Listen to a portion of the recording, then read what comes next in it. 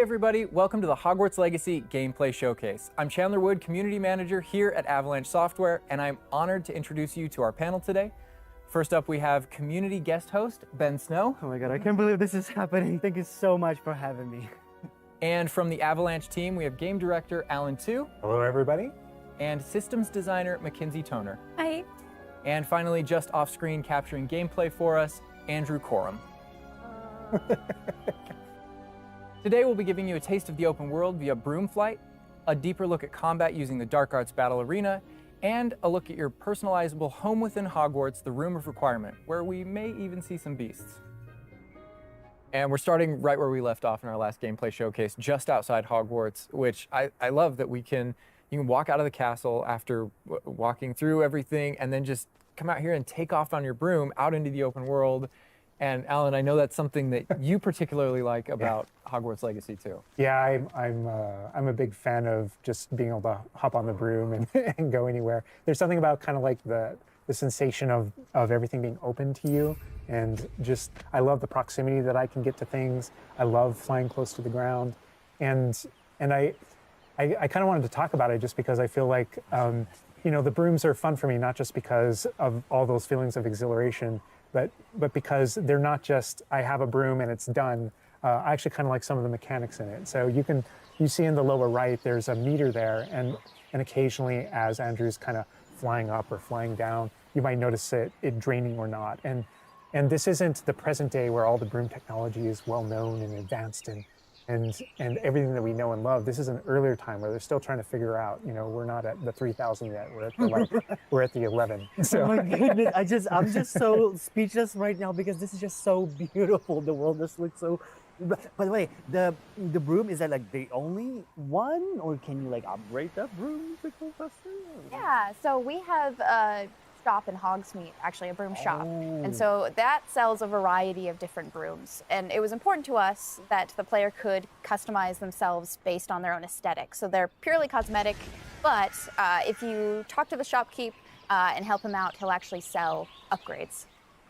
Yeah, and those upgrades will make it so that where normally the broom, you can only fly, you can only go at max speed. It's kind of like a turbo meter down there. You can only go at max speed without the meter going down, kind of closer to the ground. And as you raise into the air, you'll notice the meter drop. And so those upgrades will allow you to increase that distance from the ground. And the broom owner at the sporting goods store in Hogsmeade is trying to perfect the broom and get better at it and know it better. And you can participate that and get better and better brooms through that. I see. And I love that mechanic encourages you to actually explore the world and kind of stay close to the ground. It's not just a travel mechanic, point A to point B. You're not just flying high over everything, although it is beautiful, something I really love doing, but as well, there's lots to explore on the ground, and so kind of keeping you down at the ground level. And to me, it feels like it's got this kind of surfing vibe over the. Oh my god! Like I'm just like I want to snatch the controller from Andrew right now because I want to go to the mountaintop, I'm going to that forest and to that hamlet, or I don't know if that's how it's called. I think that's what it is. No, it's awesome. We're actually gonna land here, and I feel like that you call it a hamlet is just perfect, just because that's what we refer to it as, and so. We all know from lore that Hogsmeade is the only all-wizarding village within Britain, but we wanted other opportunities to kind of meet other characters out here and to kind of populate the landscape, so it's not just kind of, barren as you leave out this direction and that direction. And so we just imagine these different dwellings, these different smaller locations that wizards might live in out in the Scottish Highlands. And so it's those.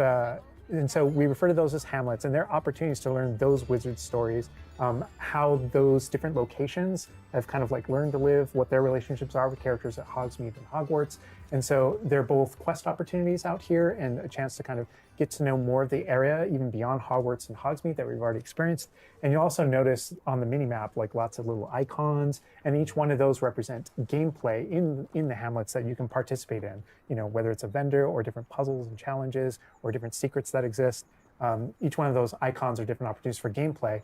And you'll notice that same thing as we venture out into the open world as well. So when you go out into the open world and you see those icons, whether they're on the mini-map or on your map or off in the distance, those things are opportunities to say, like, I want to increase my inventory capacity. They're puzzles left behind by old wizards, that you can solve that actually grant you those. If you see ruins off in the distance and you visit them, you might find opportunities to actually expand and learn about your ancient magic.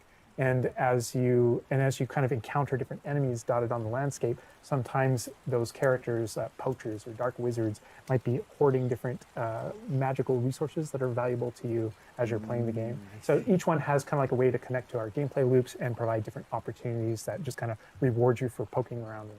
I mean, I right away want to just cover all of those points on the map just by going over there. Well, we've flown on a broom already, but there is something that we haven't done so far, and that is getting on our flying mount. We're gonna hop on our Onyx Hippogriff here. The Onyx Hippogriff is our pre-order bonus. Oh my God, there he just like pops out of the back. Oh wait, you can use it as a horsey? I mean, a horse. I mean, that is a horse. Yeah, as a hippogriff, you can totally ride it like a ground mount, and you can lift off into the air. And we tried to make sure that each of those interactions, so the broom's really good at reaching that top speed, at kind of traveling the world as quickly as possible. But sometimes it's really nice to get on the hippogriff because of that ground speed or those transitions. And sometimes it just feels amazing just to be riding around on a hippogriff. Look at it. Yeah, it really is kind of like, I don't know, it's a great feeling being on it. And it's a great feeling managing those transitions, kind of going from run to fly and just being able to go wherever you want. And we tried to make sure that each one of these things that you can interact with have a unique identity and a reason for being.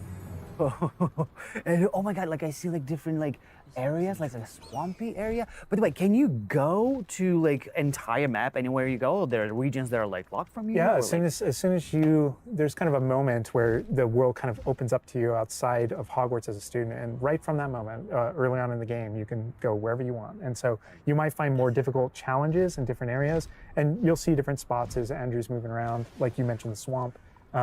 But there, we have got like a coast, and we've got different types of environments out in the world just to kind of pepper your experience, reward you for exploring, keep things fresh. All those things exist as we're moving around. So cool. And I love that windmill. It's like so rustic. Like I keep forgetting that this is like 1800s. The Wizarding World we've never really seen before. Like it feels so authentic. Like it's part of it. Yeah, I love this vista too, and I'm gonna have Andrew stop here. We're gonna use a bit of dev magic to change the seasons. Actually, I want you to see what this world looks like covered in snow. Yes, yes, yes, please. I love snow. That's all I want. Wrong wavy. Oh my God, this is so beautiful. Oh my goodness. This is so pretty. Okay, it looks so realistic. Oh my God, it changes the landscape like completely. Oh my God, does it have like actual like gameplay impact, like impact on the gameplay, or does it like it's just the weather of Scotland? Yeah, we really use it as a narrative marker through the game. So as you're progressing through your main storyline, it was important for us to kind of like have those moments that kind of felt like when you're reading the books or watching the movies where, you'll see kind of like the title card, winter, and now the landscape has changed, and you're really feeling that passage of time while you're a student, going through your year at Hogwarts. And I think we wanted to duplicate that. And for me, it's really fun that it's not just on the outside, which I agree, I think it looks really beautiful, but within the school as well. So there are moments like when it reaches certain holidays or things like that, where Hogsmeade reacts to holidays and the school reacts to holidays, and you see the decorations around those environments change. That really helped just kind of make me feel like I'm there. Right. Yeah. And it's not just for the seasons, those kind of vibe things. Like we have a day-night cycle, and that day-night cycle, even though similarly, like it's largely about vibe, when you go into Hogsmeade in the evening, there's less characters there. Around the school, you'll notice it kind of dies down and quiets down just when there's just candlelight and students kind of like as you're walking through the halls. But in that day-night cycle is where we've kind of placed a few items where, whether or not you can collect them or whether or not you can interact with them that are a little bit restricted by the day-night cycle. And I love Andrew's flying up here, really high up on the hippogriff. And we're just looking at this view of Hogwarts in the distance. It's just absolutely beautiful. It's part of what I love most about flying around in this game, whether it's on a hippogriff or on the broom. I mean, you talk about going anywhere and things that you can see in the distance, and that's one of my I still can't get over, like, no matter, I played this so much, but I still can't get over the fact that I can see Hogwarts out there, and there's just something beautiful about knowing that all of the things inside of it, the classrooms, the students, the professors, all the places I can go, I can just fly my hippogriff, land in the courtyard, enter the front doors, and just walk, to the library, to class, or to greenhouse, or to my common room, that it's all contiguous and just kind of like one space is still exciting to me after all this I mean, time. I'm just I'm speechless right now. It's just absolutely beautiful. It's just, oh my God. As much as we want to spend a lot more time out here just flying around, experiencing the world, I think this is a great opportunity to switch over to combat. And last time we gave you kind of an intro to combat. This time we're going to really go a lot more of a deep dive on using the Dark Arts Battle Arena, which is part of our deluxe edition. All right, Andrew's got us in the Forbidden Forest, which is where the Dark Arts Battle Arena is. Which is part of the Deluxe and Digital Deluxe Edition. I love the way that the Dark Arts Battle Arena is actually part of the world. It's integrated into the world, so your experience is more immersive than just choosing an option from the main menu of the game or something like that. Reason to go to the Forbidden Forest. Exactly. There are many reasons to go to the Forbidden Forest, but he's also wearing the Dark Arts cosmetic set, and here he's pulling out the Thestral, which is part of that Dark Arts pack from the Deluxe and Digital Deluxe Edition. So we're going full Dark Arts here. That's good. That's what I like going down. But I like this this battle arena. It is a great place to show off really combat in a big way, because it unlocks some interesting abilities for you and allows you to really play around with combat in a deep way. And is this like the only arena like this in the game where you can like practice? Yeah, so in the base game we have 2 combat arenas normally, and so everyone has access to those. And each of the combat arenas are an opportunity to kind of just go through a difficult combat challenge, fight through multiple waves in order to earn a different cosmetic for your character and add that to your collection. In the case of that's no different than the Dark Arts Battle Arena. That's also true, the combat arena. But one of the things that we're excited about in the Dark Arts Battle Arena that people can do is you come in preloaded with different abilities. So the unforgivable curses are something that everyone's going to have access to through the base game and going to be able to earn, and they can make choices in order to kind of like add that to their repertoire, and they can also commit to that down with certain talents and things like that. When you play the Dark Arts Combat Arena, you actually have access to all those things as kind of like a way to test them all. And so it's a chance to kind of like tour and play with the Dark Arts and decide whether or not that is a path that you kind of want to go down.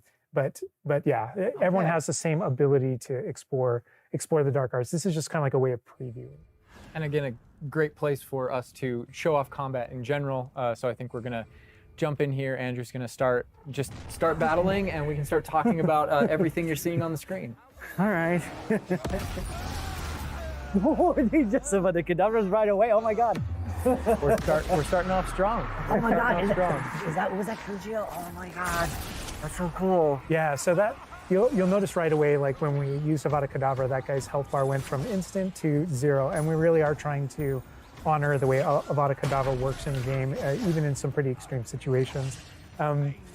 You'll notice that like the meter takes up a lot longer to a little kind cooldown. of build up as a way to kind of deal with its extreme power, just so that it's still fun to use. And then there's some ways that we'll probably talk about to adjust that. But I don't know. I don't know if there are things on the screen that you just have questions about. Well, like I see like little blue things pop up from the enemies. Also, like that sign. Well, it's like, so in the community we call it the ancient magic sign. I don't know if that's how it's called. Yeah. In the game. So the community is astute. So on the development side and in player facing in the game, we reference that as your ancient magic community. Oh, so it is ancient magic. That is, yeah. So as your abilities in the game keep growing and you become exposed to some of the secrets about your own kind of history and your own abilities, you start unlocking new powers. So one of those powers, you'll see the R1 button appearing throughout the game. That's an ancient magic throw, we call it, that allows you to kind of like draw an object to you and fling it at an enemy. Okay. But whenever you see the R1 or the L1 plus R1 appear over somebody's head, that's an ability to cast a very devastating and powerful ancient magic spell to do a ton of damage against the character. I see. And the way that manifests itself depends on the type of enemy that you're fighting. And you'll see a wide variety of enemies in here that are pressuring the player in different ways. You'll notice there's abilities that kind of bubble up under the player as he's fighting that force him to move. And there's different ways that we want the player to kind of move around on the battlefield. And that's actually a good link to the ancient magic meter in general. And the reason why I say that is because as you're doing different things in combat, you're protegoing and you're doing different abilities and you can kind of spec into it with your talents, there are different ways to get that meter to build faster and faster. But one of the most effective base ways to build up that meter fast, that way you can launch these devastating attacks whenever you want to, is to actually perform combos. So you see that combo appearing, and it's almost like your emotions are building up, and then basically that builds up enough that you can attack someone. But as the combo meter builds up, at some point you strike someone and a piece of their magic kind of falls out of them. You'll see these blue orbs in the game world, and there's something that only you can see in the narrative, in the world.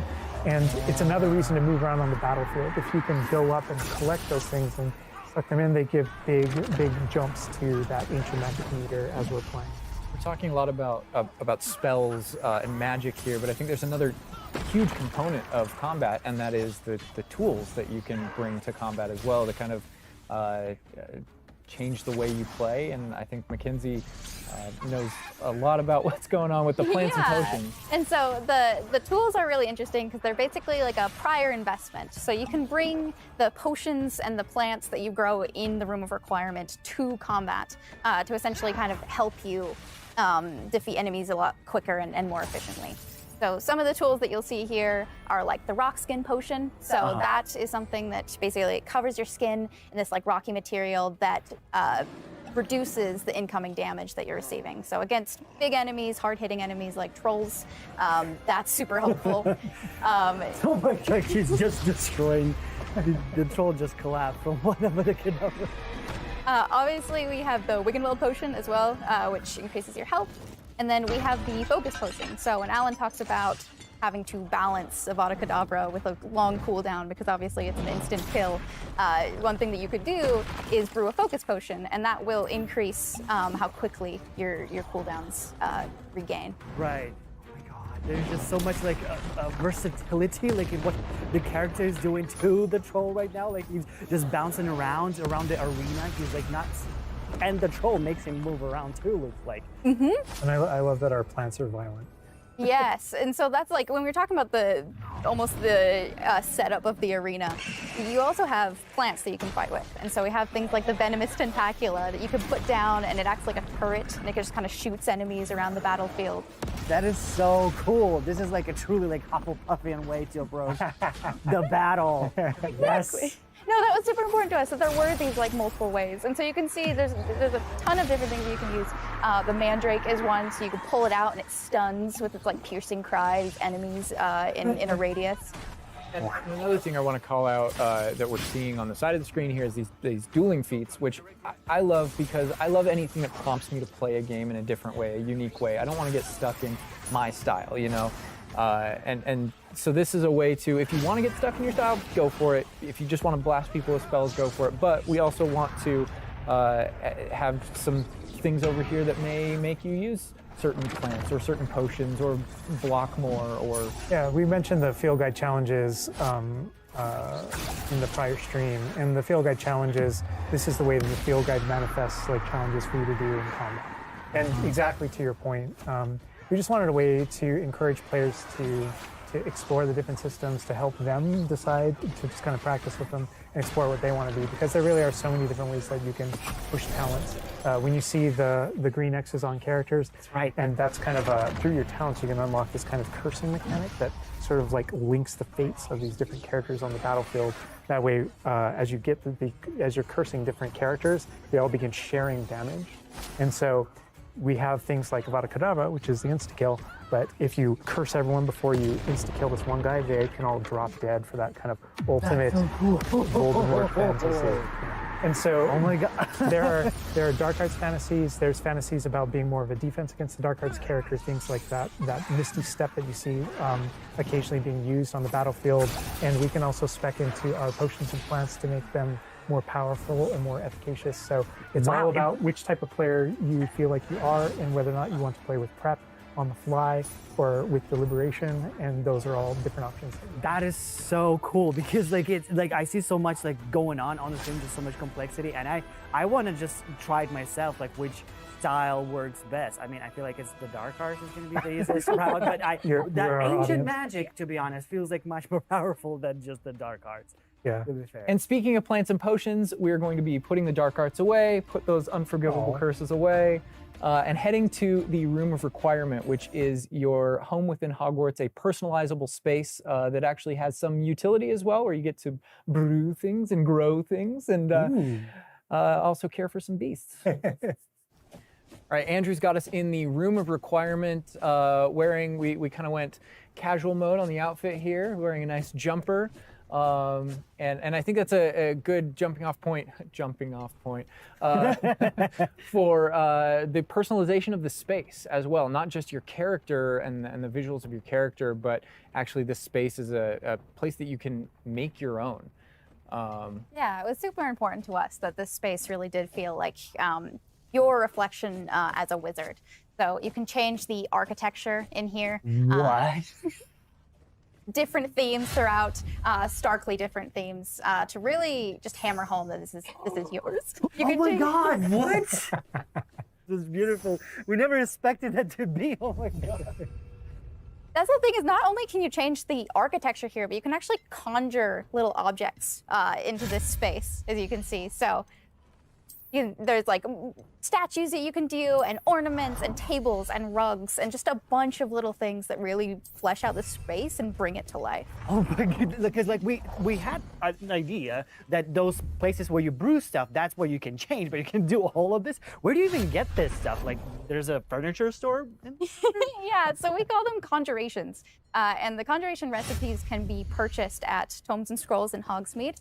But also as you engage in different types of gameplay throughout the world, you'll be rewarded with different objects. That's so cool. And you change color? You can change the color, you can change the size of it, and you can place it basically anywhere. Oh my god, it's so tiny. It's like for Baby Niffler.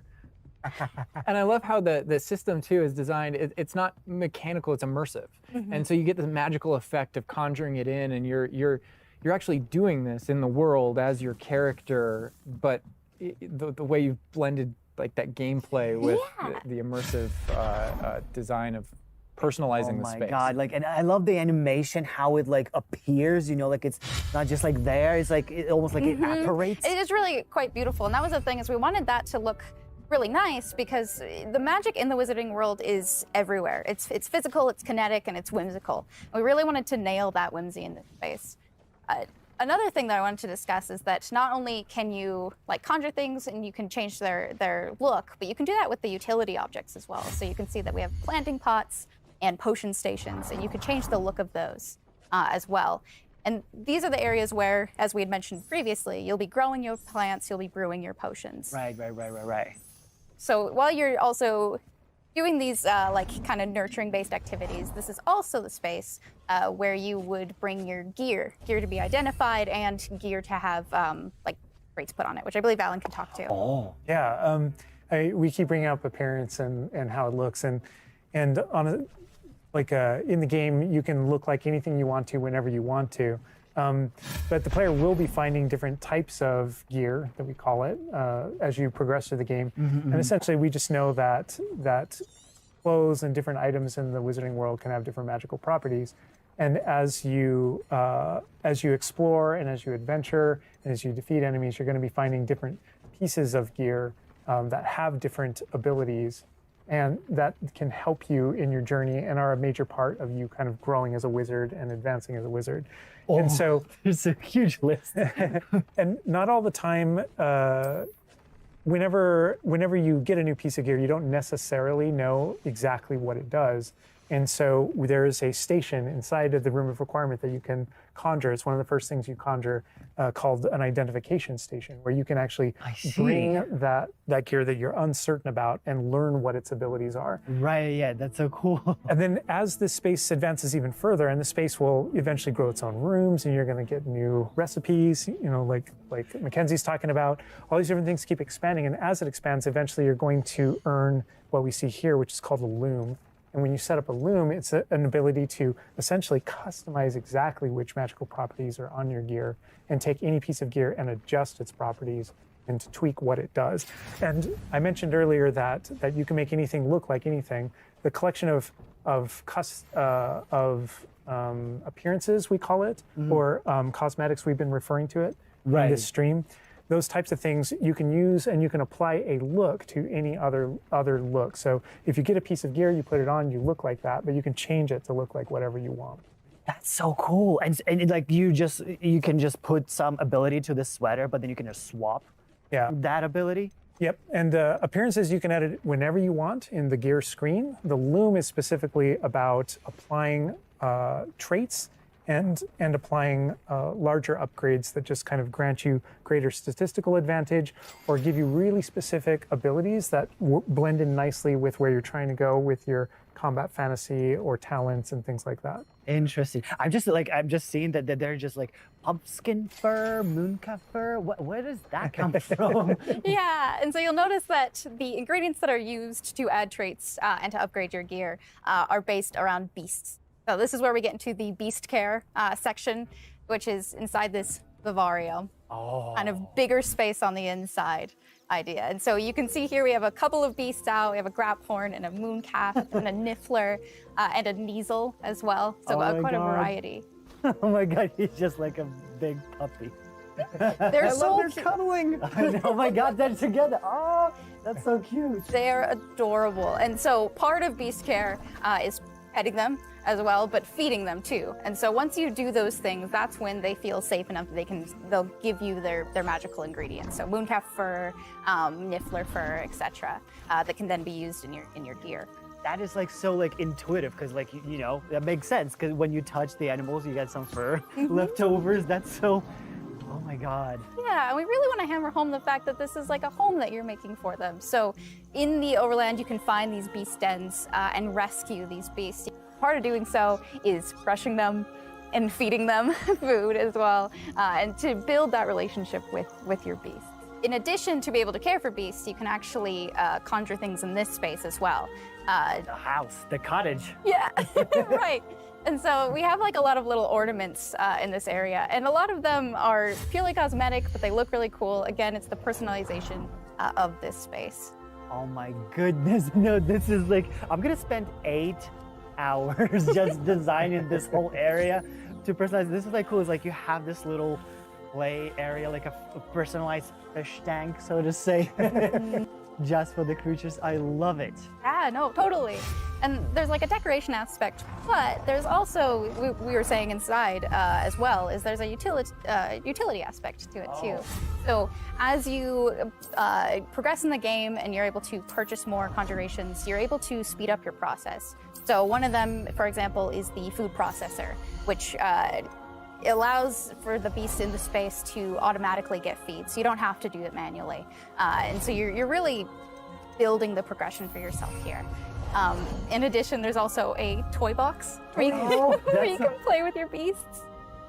And you'll see here, yeah. So you can, there's a bunch of toys in it, and each beast has their own favorite toys. So as you can imagine, the mooncalf really likes the moon ball, or the kneasel, as like a little cat, really likes to chase the yarn ball as well. Right.